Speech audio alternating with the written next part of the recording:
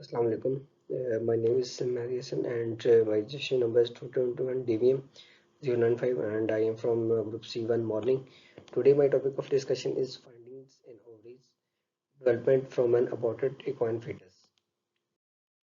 So the introduction of this case is understanding the normal organ development during embryonic and fetal stages is crucial for identifying physiological and abnormal findings in both pregnancy and adulthood. While there have been significant contributions to the general development of genital organs linked to the urinary system in various mammals, detailed chronological information on gradal organogenesis in male and female embryos and fetus is lacking for many species, including horses. In horses, a distinctive feature in a fetal genital tract development is gonadal hyperplasia, commonly observed from mid-pregnancy to onwards, but possibly starting earlier.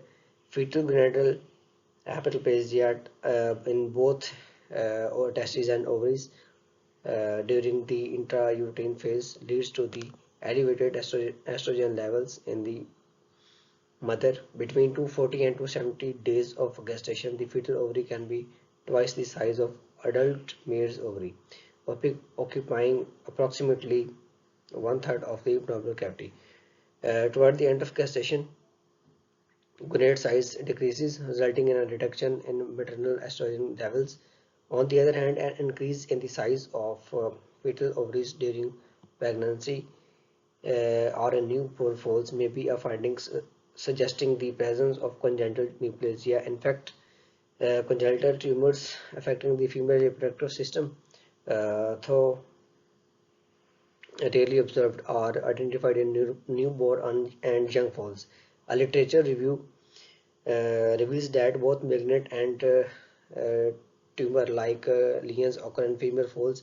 Malignant tumors are more commonly observed in adult males than other tumors than in young foals, with granulosa cell tumors being the predominant diagnosed neoplasia. Nonetheless, rare neoplasms are documented, including a case of a metastatic ovarian teratocarcinoma in a 3-year-old quarter horse mare. Conversely, ovarian teratomas are the most prevalent non-malignant congenital lesions reported in the reproductive system of young female foals and occasionally manifest as clinical findings at a later stage.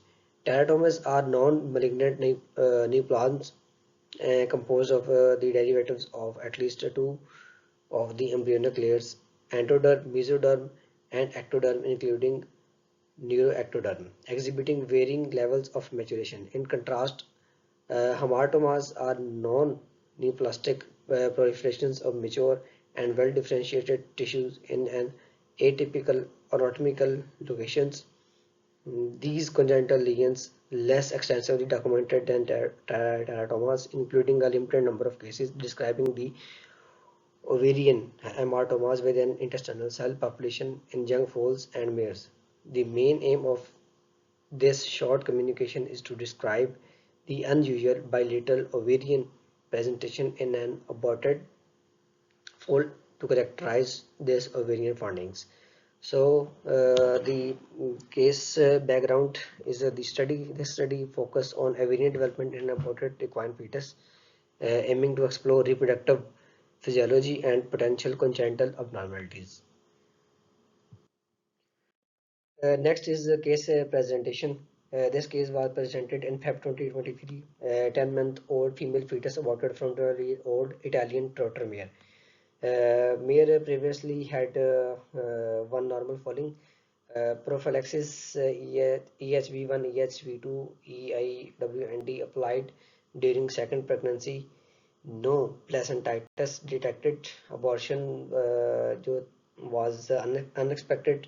Umbilical cord torsion observed at necropsy.